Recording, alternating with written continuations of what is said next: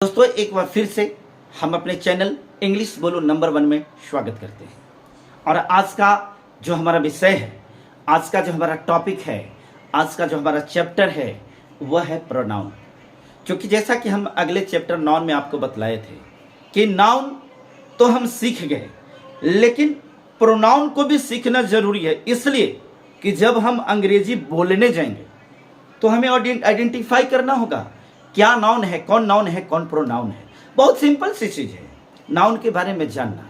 आइए हम समझते हैं नाउन को सीखने के बाद प्रोनाउन के बारे में। इस वीडियो में हम संक्षिप्त रूप से बहुत छोटे शब्दों में आपको प्रोनाउन के बारे में सिखाएंगे ताकि आप प्रोनाउन को समझ सकें। दोस्तों कुछ भी कहने से पहले एक बार आप सभी से मेरा निवेदन है, यदि आप हमारे चैनल को पहली बार देख रहे हैं तो कृपया हमारे चैनल को सब्सक्राइब कर लीजिए ताकि हम ज़्यादा से ज़्यादा इंथुसियाज्मिक होकर के आपके लिए और वीडियो बनाते रहें और आपकी सेवा में लगे रहें। और यदि आपके वीडियो अच्छा लगे तो इसको लाइक करके लोगों के पास तक शेयर कीजिए। और सबसे महत्वपूर्ण बात कि आपके सामने जो सब्सक्राइब बटन के बगल में घंटी की चित्र है, बेल का आइकन है, उसे प्रेस करके के ऑल का नोटिफिकेशन एक्टिव कर दीजिए ताकि जैसे ही हम कोई वीडियो अपलोड करें आपके पास उसकी नोटिफिकेशन मिल जाए। जी हाँ, तो आइए वीडियो का शुरुआत करते हैं। आज हम पढ़ेंगे प्रोनाउन के बारे में। प्रोनाउन है क्या? What is pronoun? Pronoun is a word which is used instead of noun. Pronoun is a word, pronoun वह शब्द है which is used instead of noun, जो संज्ञा के जगह पे, संज्ञा के बदले में आए, प्रयोग किए जाए, उसको सर्वनाम कहते हैं। हम परिभाषा को एक बार बढ़िया से अगर समझें तो हम ये कहेंगे संज्ञा वो शब्द है, सर्वनाम वो शब्द है जो संज्ञा के जगह पे आता है। सर्वनाम वो शब्द है जो संज्ञा के बदले में आता है, बस उसी को सर्वनाम कहते हैं। अब चलिए एग्जाम्पल के लिए देखते हैं। जैसे मान लेते हैं कि मैंने कहा कि राम एक लड़का है, राम एक अच्छा लड़का है, राम 7वीं क्लास में पढ़ता है, राम के पिताजी पटना रहते हैं, राम के माँ गृहिणी है, राम के कई दोस्त हैं। अब बार बार राम राम राम राम करते करते शब्द की सुंदरता समाप्त हो जाती है।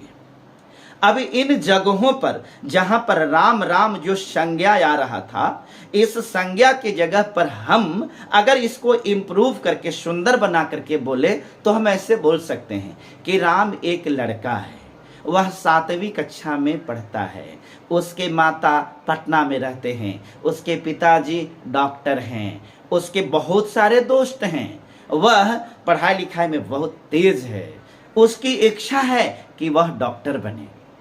दोस्तों आपने देखा उस राम राम की जगह पर मैंने जो उस नाम की जगह पर प्रयोग किया वो था वह, उसके, उनके, उसे इत्यादि।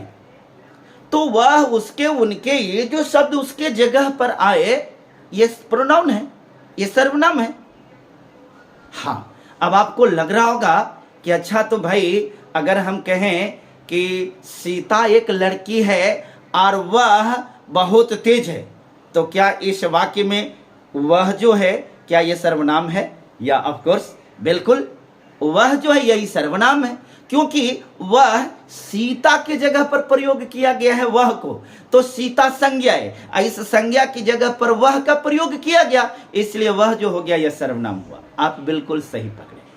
और एक बात और, ऐसे तो सर्वनाम के 9 भेद होते हैं, लेकिन मैं आपको उस कॉम्प्लिकेटेड चीज में नहीं ले जाना चाहता, क्योंकि आप अगर फिर उसमें जाएंगे तब फिर ग्रामर के झंझट में पकड़ जाएंगे, फिर ग्रामर आपको डीप में जाना पड़ेगा तो पता चलेगा कि आप ग्रामर में ही उलझ करके रह जाएंगे। इसलिए नहीं, मैं आपको बस इतना ही बता दिया, सर्वनाम को, प्रोनाउंस को आपको सीख लेना होगा। और देखिए ये जितने भी यहाँ लिखे गए हैं ये सारे लिस्ट को देखिए, ये सारे प्रोनाउंस हैं। आप अपनी कॉपी में इसे नोट कर लीजिए कि ये प्रोनाउंस हैं। कुछ प्रोनाउंस ऐसे होते हैं जिन्हें याद रखना ही उचित होता है, क्योंकि कहीं कहीं कंफ्यूजन हो सकती है, इसलिए आप इन्हें नोट कर लें और इसे अच्छा से स्मरण में रखेंगे। और यदि आपको प्रोनाउंस को समझने में कोई दिक्कत हुआ तो आप हमें कमेंट बॉक्स में लिखिए कि इस प्रोनाउंस को आप कहाँ नहीं समझे, और यदि समझ गए तो भी हमें कमेंट कीजिए कि हाँ आप समझ गए हैं, और इस वीडियो को अपने दोस्तों के पास, अपने लोगों के पास, अपने घर के बच्चों के पास, वह लोगों के पास जिसको इंग्लिश सीखने की ज़रूरत है, उनके पास भेजिए। यकीन मानिए, आप हमारे 25 वीडियो को आप देखिए, 25 वीडियो के बाद अगर आपको अंग्रेजी फ्लुएंटली बोलने नहीं आ जाएगा तो फिर आप हमारे चैनल को अनसब्सक्राइब कर दीजिएगा। मैं आपको चैलेंज करता हूँ, गारंटी करता हूँ, आप सीखिए। और हाँ, एक बताओ, कमी खोजने की जरूरत नहीं है। वे लोग जो सिर्फ कमी को पकड़ते हैं, दैट इज नेगेटिव पर्सन। वो कभी जीवन में करने वाला नहीं होता है।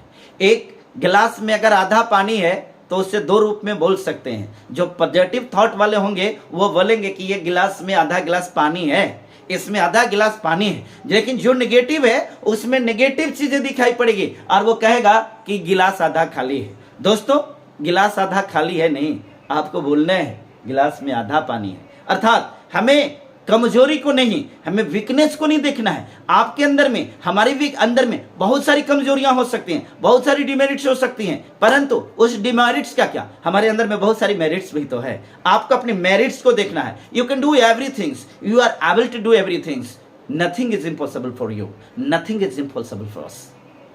बस इसी बिलीव के साथ आप आगे बढ़िए। यह हमारा सेकंड वीडियो है। मैं उम्मीद करता हूं कि मेरा जो प्रयास था आपको प्रोनाउन को सिखाना, शायद आप प्रोनाउन समझ गए होंगे। कुछ बेसिक चीजों को मैं और बताऊंगा। इन बेसिक चीजों को तैयार करने के बाद डायरेक्टली मैं आपको ट्रांसलेशंस की ओर ले चलूंगा, जहां पर जाकर के यूं चुटकी बजा करके आप ट्रांसलेशन बनाना सीख जाएंगे। और जब आप ट्रांसलेट करना सीख जाएंगे तो नेचुरली है कि you will be able to speak English, no doubts. You will speak fluently English. Nothing is impossible for you. और तब आपको लगेगा कि वास्तव में मैं अंग्रेजी सीख चुका। दोस्तों, बहुत बहुत शुक्रिया इस वीडियो को देखने के लिए। मिलते हैं फिर अगले वीडियो में।